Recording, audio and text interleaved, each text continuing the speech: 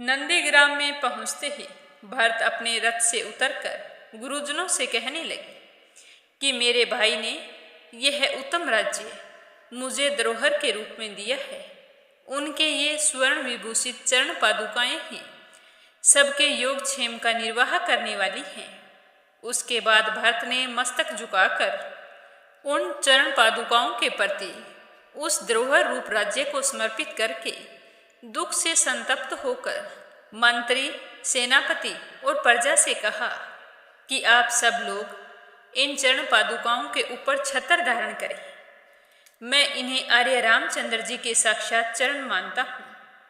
मेरे गुरु के इन चरण पादुकाओं से ही इस राज्य में धर्म की स्थापना होगी।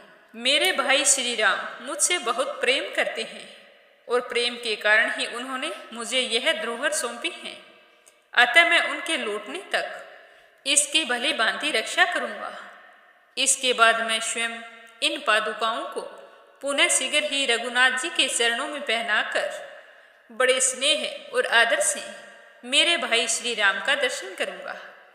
श्री राम के आने पर उनसे मिलते ही मैं अपने उन गुरुदेव को यह राज्य समर्पित करके उनकी आज्ञा के अधीन होकर उन्हीं की सेवा में लग जाऊंगा।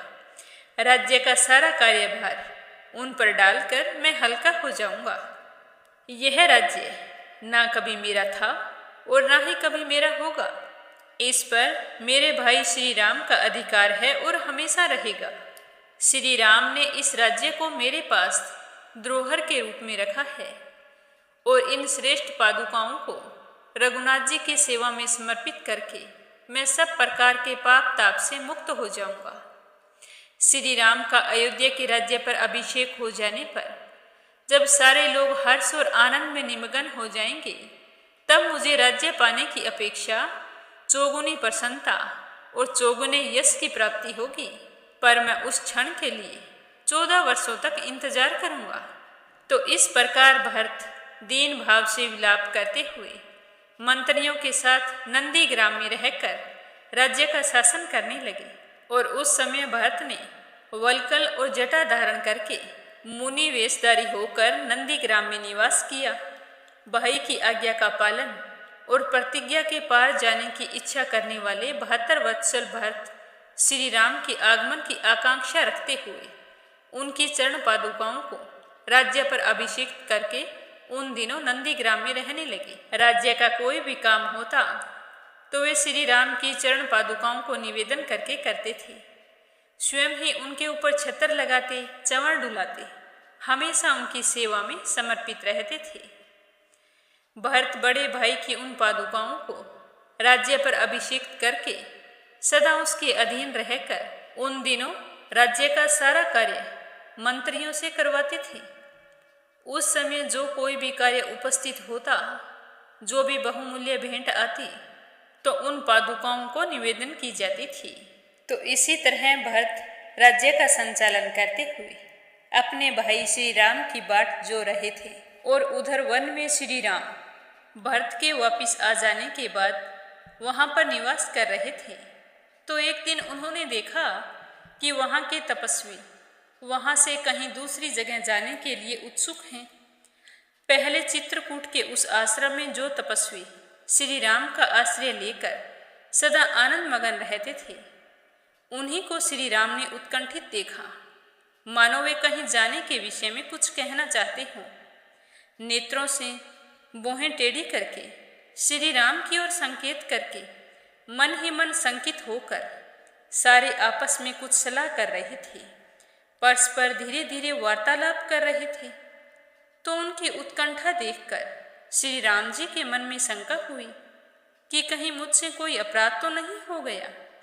तब वे हाथ जोड़कर वहाँ के कुलपति महर्षि के पास गए और उनसे कहने लगे कि हे भगवान, क्या मुझ में कहीं कोई राजा का सा बर्ताव तो नहीं दिखाई दे रहा, या मेरे कोई हाव भाव बदल गए हैं जिससे यहाँ के तपस्वी मुनि विकार को प्राप्त हो रहे हैं? क्या मेरे छोटे भाई लक्ष्मण का प्रमाद बस किया हुआ कोई ऐसा आचरण ऋषियों ने देख लिया जो उनके योग्य नहीं है? क्या देवी सीता सदा आप लोगों की सेवा करती रही हैं, वह सीता इस समय मेरी सेवा में लग जाने के कारण एक गृहस्थ की सती नारी के अनुरूप ऋषियों की समुचित सेवा नहीं कर पाती है।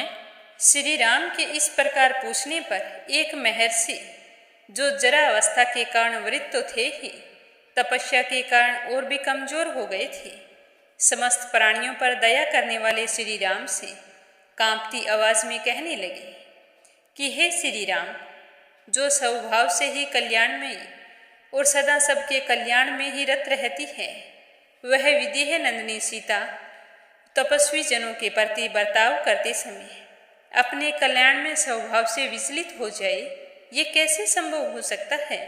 आपके कारण तापसों पर राक्षसों की ओर से भय उपस्थित होने वाला है, तो उसी से उद्विग्न हुए ऋषि आपस में कुछ कानाफूसी कर रहे हैं। हे श्री राम, यहाँ वन प्रांत में रावण का छोटा भाई खर नाम का एक राक्षस रहता है, जिसने जन स्थान में रहने वाले समस्त तापसों को उखाड़ फेंका है। वह बड़ा ही ढीठ, विजय उन्मत्त, क्रूर, नरबक्षी और घमंडी है। वह आपको भी सहन नहीं कर पा रहा है। वह आपसे ईर्ष्या रखता है, और जब से आप इस आश्रम में रह रहे हैं, तब से सब राक्षस तपस्वियों को विशेष रूप से सताने लगे हैं। वे राक्षस क्रूर, भीषण, नाना प्रकार के विकृत और देखने में दुखदायक रूप धारण करके सामने आते हैं और पापजनक अपवित्र पदार्थों से तपस्वियों का स्पर्श कराकर अपने सामने खड़े हुए अन्य ऋषियों को भी पीड़ा देते हैं। वे उन आश्रमों में अज्ञात रूप से आकर छिप जाते हैं और अल्पज्ञ अथवा असावधान तापसों का विनाश करते हुए वहां बड़े आनंद से विचरते हैं। होम कर्म आरंभ होने पर यज्ञ सामग्रियों को इधर उधर फेंक देते हैं और यज्ञ कार्यों में बाधा डालते हैं। प्रज्वलित अग्नि में पानी डाल देते हैं, कलशों को फोड़ देते हैं। उन दुरात्मा राक्षसों से आविष्ट हुए आश्रमों को त्याग देने की इच्छा से ही ये ऋषि लोग आज मुझे यहाँ से अन्य स्थान पर चलने के लिए प्रेरित कर रहे हैं। हे श्री राम, वे दुष्ट राक्षस तपस्वियों की शारीरिक हिंसा का प्रदर्शन करें, इससे पहले ही हम इस आश्रम को छोड़कर चले जाएंगे।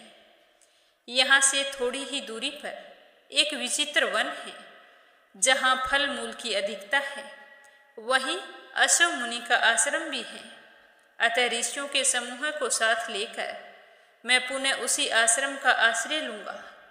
हे श्री राम, खर आपके प्रति भी कोई अनुचित बर्ताव करे, उससे पहले यदि आपका विचार हो तो आप भी हमारे साथ यहाँ से चल पड़िए। तो ऋषि की बात सुनकर श्री राम ने क्या कहा, यह सुनेंगे कल के सर्ग में। प्रेम भाव से कहिए, श्री अवरे रामचंद्र भगवान की जय हो।